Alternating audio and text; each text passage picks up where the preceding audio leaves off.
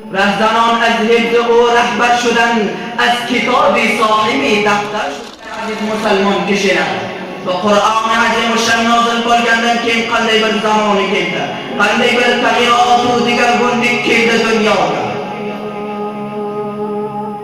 Qur'on azim و شن shaharlarda, qariyalarda, viloyatlarda, kishvarlarda hamma joyga tag'yirot va tabdilot keltirdi.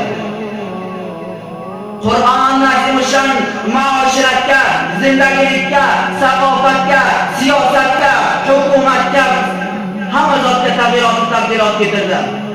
Sizni bizlarga nimani dars berdi?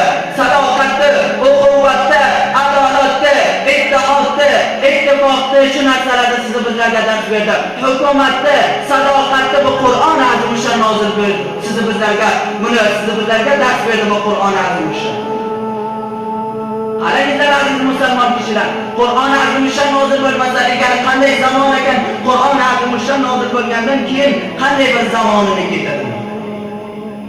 İnsanlarda o'rtasiga shunday bir zotini keltirdiki, do'st rahzandan muhofiz ayladi.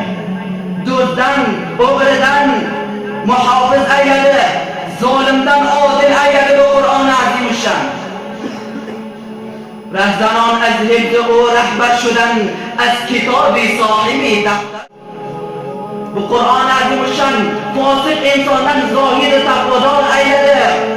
Cho'pondan arabi muqtado va imom ayladi. Sharobiydan shabi bidor ayladi. Mal'udan doi ayladi.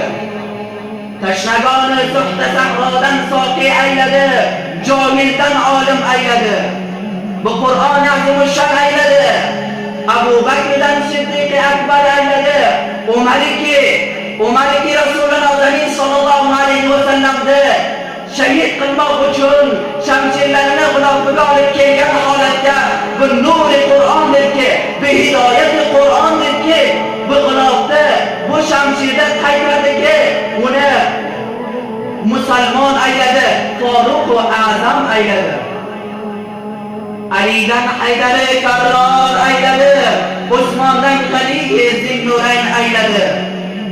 Muaviyadan kotibi va ayladi, Abu Ubaydadan amini ummat ayladi, Hamzadan Asadulloh ayladi, Xoliddan Sayfulloh ayladi.